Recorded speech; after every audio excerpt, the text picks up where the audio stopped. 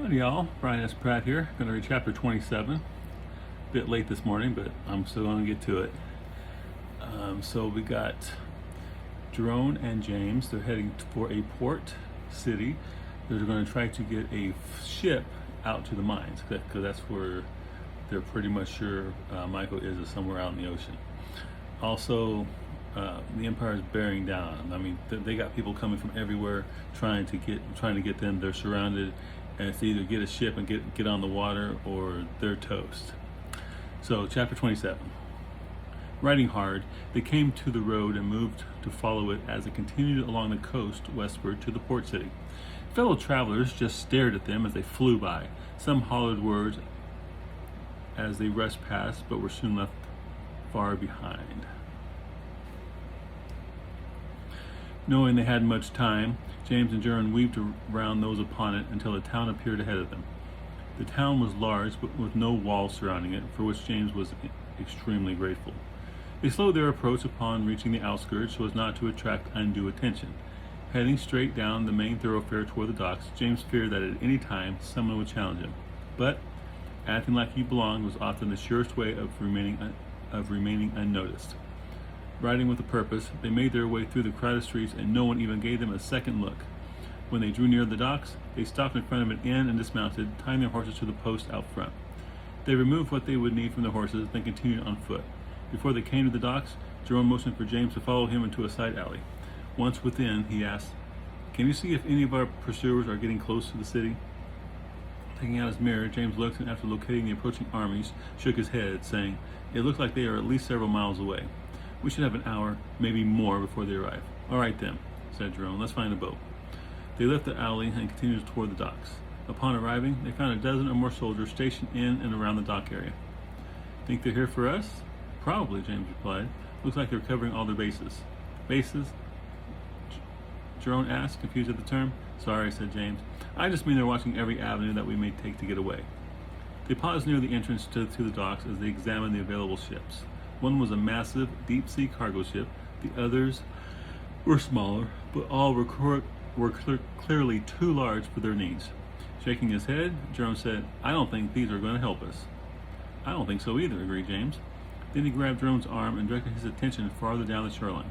Some distance from the main dock area, a small, private ship was about to dock at a private residence. "That will do fine, don't you think?" "It'll be perfect." They headed toward the estate where the ship had just docked. The estate had a protective wall surrounding it, and the gate stood closed with a guard posted on the outside. They walked around the estate, doing their best not to attract attention as they looked to see if there was another way in. The wall was high, too high for them to jump and grab the top. The only way in was through the gate. They returned to a spot near the gate, and James asked, "Now what?" "We gotta get through that gate," he replied. "I don't see any other way in." The street in front of the estate was well traveled, and any attempt to take out the guard would be readily seen by those passing by. "We need a diversion that will draw everyone's attention away from here," he said as he looked at James. "You want me to blow up the town again?" asked James, not entirely enthused with the idea. "Not necessarily," he replied. "Just something that the people on the street will turn their attention to." "Anything I do will announce that we're here. They're going to know that soon enough anyway," Jerome explained. "As soon as those approaching forces meet up, they'll know we're here. A few minutes earlier really won't make that much of a difference." "I suppose you're right," James said, resigned to the plan. "Let's move back into town and see what opportunity presents itself. I don't want to hurt innocents." "All right," said Jerome, understanding. "I'm sure there's something you can do that won't hurt anyone."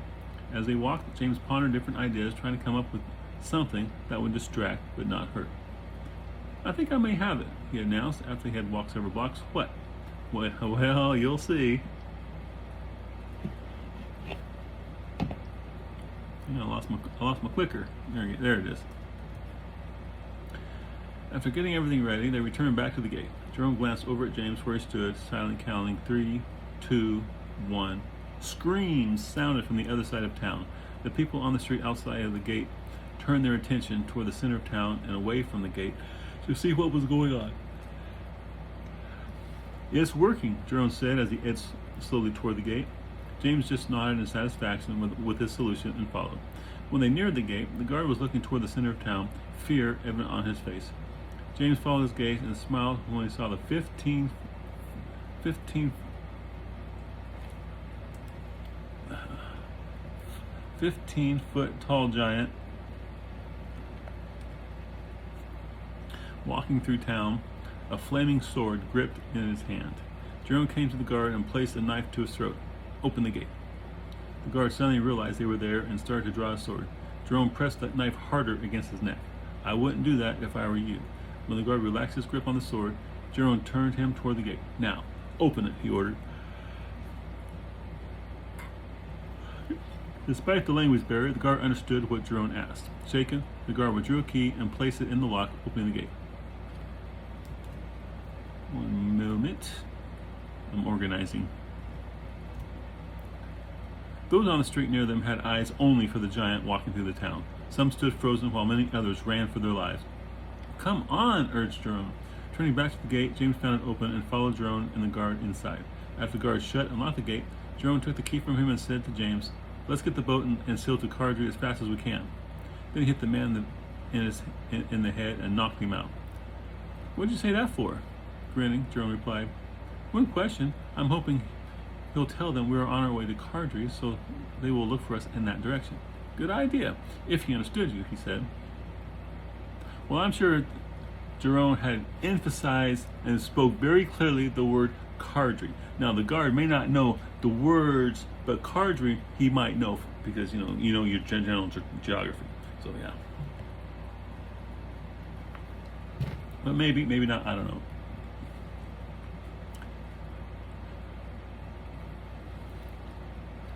Okay, hang on a second. Turning to the giant strolling through town, his flaming sword waving to and fro, he canceled the illusion and it quickly dissipated back to nothingness. They ran toward the estate and saw someone run in through the front door just before it slammed shut.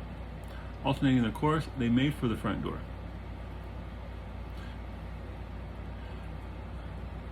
Jerome was the first to reach it and tried to open it only to find it locked.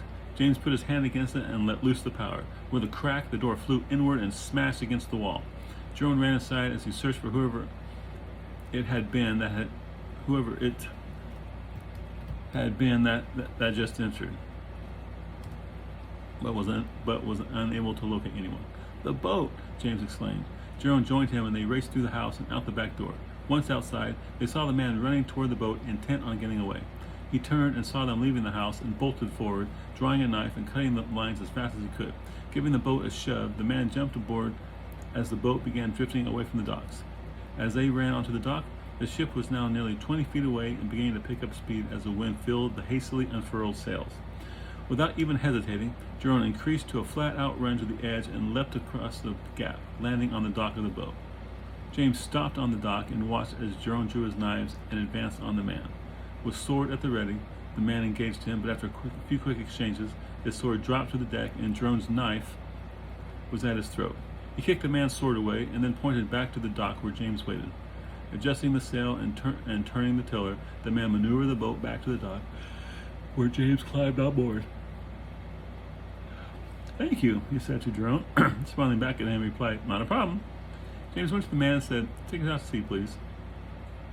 The man just looked blankly back at James as if he didn't understand. Do you understand me? He asked. Again, no response. Jerome then said to James, if he's not going to be any of use to us, should I just slit his throat and toss his body over the side? The man visibly paled and said, I can understand you. I like Jerome. Thought you might, Jerome said with a less than pleased grin. Now, take us out to sea. What are you going to do with me? The man asked, not making any moves to comply with Jerome's demand. We merely wish to borrow you and your boat for a short time, he said. If you're helpful, we might even pay you for your inconvenience. When the man still hadn't begun to get the boat underway, Jerome said, now, are you going to help, or should I toss your lifeless body over the side? The man took a moment, obviously deciding between flight and submission. If you jump in, Jerome told him, I'll jump in after you. As if that was all he needed, the man turned and began getting the sails in order. He then turned the tiller to angle the boat out to sea. Where is it we're going? Not exactly sure yet, James told him. Maybe you can help us with that. How can I be of any help? The man asked, confused. We're searching for a friend of ours, he explained. He was taken as a slave and brought to this area. All we know now is that he's working underground somewhere, possibly in a mine. Then your friend is most likely at the Sorna Iron Mines. It's an island some miles off the coast to the south of here. James nodded and said, that sounds right. He thought for a moment as the ship sailed farther out to sea and away from the port. Coming to a decision, James said, "First, we want you to take us north for a ways and then swing west out to sea before heading to the island. Understand?" "No, but I'll do it. Thank you." As the man turned the boat to follow the coast to the north, he asked, "Are you two the ones they are searching for?" "Possibly," replied James. "There have been rumors that spies from the north have come to the Empire to sow dissension and destruction," he explained. "One of them is a mage of some power, or so the rumor said." James smiled at that. "Some power. What's your name?" "Christo," the man replied. "Christo?" James asked questioningly. "Doesn't sound like an Empire name to me." "It's not. My parents moved here long ago from our home to the south." "Ah," replied Jerome. They continued up the coast for several miles, and when they could no longer see anyone on the shoreline, they had him turn and head due west out to sea. James had always liked being out on the water, and with no one trying to immediately kill or capture him, he was able to sit back, relax, and enjoy it. They continued out to sea for another hour before turning to the south and the island. By this time, the sun began its descent toward the horizon. "How far is it to the island?" James asked Christo. "Not exactly sure," he said. "We're probably several hours away." Glancing at the sun, he said, Be dark by the time we get there." "Will that be a problem?" James asked him. "Definitely," he said. "I've never been there, so I don't know the waters or where the dangers are. We could sail into a reef or the side of the island before we even knew it was there." "Then sail until dark and drop anchor," he said. "In the morning, we'll continue the rest of the way." "Are you sure?" he asked. "This isn't a deep water ship, just a coast hugger.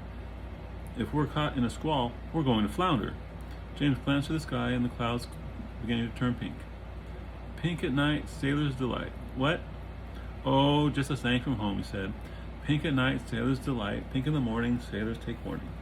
He gestured to the clouds overhead and said, "It just means that if the clouds turn pink at sunset, then the sea should remain calm through the night." "Is that true?" "Don't know," he replied. "It's just a saying I picked up somewhere." Crystal just shrugged as they looked at him. "Don't ask me." They continued sailing until dark, and then Crystal dropped the anchor as they waited the coming morning. James and Jerome took turns keeping watch on Crystal throughout the night. They didn't want to take the chance that Crystal might do something. When the sky lightened with the dawn, they had Crystal raise anchor and lower the sails. The wind filled them, and before too much longer, they were once more rapidly making their way toward the island. Using his mirror to locate other ships in the vicinity, James had Christo steer around them, keeping a safe distance between them to avoid detection. "Jerome," James said after one such check. "What?" he replied. "We're coming to the island, and," he said, "I've been searching the area, and I think I've located where Michael would be," he said. "There's a compound on the northern section that looks to surround a mine entrance. To the south is a series of buildings with smoke coming from them. I think I think they may be processing whatever is coming out of the mines." "Iron," interjected Kristen. "What?" They are iron smelters," he explained. "They mine iron ore on the island. It is one of the Empire's main sources of iron, or so I hear. Those buildings are the smelters where they extract the iron from the ore. Anyway," James continued, "there are two docks, one to the north and one closer to the smelting complex. They both have guards, so we wouldn't be able to use them without notice." Turning to Christo, Jerome asked, "Do you have any ideas?" Surprised at being asked, he said, "Me? Why would I help you? You break into my state, kidnap me, and steal my boat." Shaking his head, Jerome said to James, "Any other place we might make landfall, far enough away to avoid notice?" "I haven't examined the island that thoroughly yet, maybe," he said as he turned back to the mirror and began a more precise examination of the island's coast. After several minutes, he looked up and said, "There's an inlet on the southwestern side of the island, not very big. It would allow us to drop anchor near shore without being detected. A forest separates the inlet from the smelters." "Perfect," Jerome said in satisfaction. "Can you direct him there?" he said, indicating Christo. "Definitely," he replied. Turning to Christo, he said, "Steer us to a more westerly direction until I tell you to swing south." With a slight movement of the tiller, Christo steered in the desired direction. "That's good," said James when the boat was on the correct heading. They continued on the westerly heading until James determined they had reached the proper position and then had Crystal swing due south. A half hour later, the island came into view, and James pointed out a large outcrop of the island. "The inlet is just to the right of there. You can't see it very well, but it'll open up as you swing around. Sure enough, a small inlet extended some way past the outcrop. Christo steered the boat around the outcrop and into a small hidden cove. Drop anchor, James told him. He furled the sails and dropped the anchor, bringing the ship to a stop. James looked to the shore, 20 feet away, and nodded. This will do nicely. Jerome grabbed a rope and came toward Christo. What are you going to do? He asked nervously as Jerome's approached. Tie you up so you won't take the boat and leave, he explained. We'll need you to get us off the island. Taking him to the railing, he had him sit with his back to it and proceeded to secure him in place. When he was done, he tested the ropes to be sure Christo wouldn't be able to get free. Nodding satisfactorily, he said, That should hold you until I return. What am I to do if you don't return? He asked, before Jerome placed a gag in his mouth to prevent him from hollering for help. Just pray that we do, he replied, receiving a glare in return. Standing, he stood to James. He turned to James and asked, Ready? Sure, he replied. As the rail stood up, jumping off, he dove into the water, Jerome hitting the water just after him. Then they swam to the shore and then climbed out. Now, let's go find your friend, Jerome said as they entered the forest. Someone almost came in. My son, he'll never come in when I'm talking because he hates, he doesn't want to be any part of this. He doesn't want to be in any of my videos. My mom, if she comes back, she might, if they hear me talking, they know I'm doing a video, and so they'll leave. I'm a bit later, I'm about 2 hours later than I usually am. Usually I do it before they're even up, which I much prefer, because almost invariably, if I do it any other time, they'll come in. It's like they can't stay out of this area unless I lock the door. But I only want to lock the door if I'm actually typing and writing. So that was chapter 27. Getting good. I love this scene of them on the island. That was actually Michael in the islands, or the Iron Mines of Sorna. That was always the plan. Maybe not the Iron Mines itself, but he was going to be on an island off the southern coast. That way, James and Jerome would have to travel through the Empire, make the book longer, and blow up the island in the Fires of Prophecy. So that way, the book Fires of Prophecy, the volcanic eruption at the end, that's the Fires of Prophecy that was mentioned in Serena's prophecy back in Willamette, I think it was, in book 1. Yeah. Oh, Serena. Yeah, she'll come back later. So chapter 28 tomorrow, and we're getting down to the end of it, and going to be over 100 here today. I'm going to go out and mow the lawn. Oh, sweat. It's going to be awesome. Love it. I'm going to absolutely love it. Losing weight too. My goal for losing, and I'm going to write a book. I'd probably come out in 2025, I'm thinking. Yeah, I'm going to write a book about this fat guy who loses weight. And then he goes on a hike up to Eagle Rock Falls. Now, Eagle Rock Falls is based off of Wallace Falls near Gold Bar in Washington State. And this is actually about my own weight loss journey. And I wanted a goal. I wanted a reason to lose weight. And so I always wanted to hike to the top of Wallace Falls. It's like a 1,700 elevation differential between where you start and the top of it. And there's a lower falls, there's a middle falls, and there's an upper falls. And now the Eagle Rock Falls is loosely based on Wallace Falls. And I'm going to have this guy hike that, and that'll be a book out later. We'll see how well that goes. I don't know how many people are going to be interested in that, but I want to write it. Maybe somebody will be. Now chapter 28 is coming up next, and it looks like that is going to be from Michael's point of view, where him and Nate become friends. That they're working together, and Nate's a nice guy, and so he's helping Michael. Michael's really appreciating it, and Michael's feeling like he belongs. Well, you'll see tomorrow. And yeah, that's it. Talk to you tomorrow. Y'all have a good day.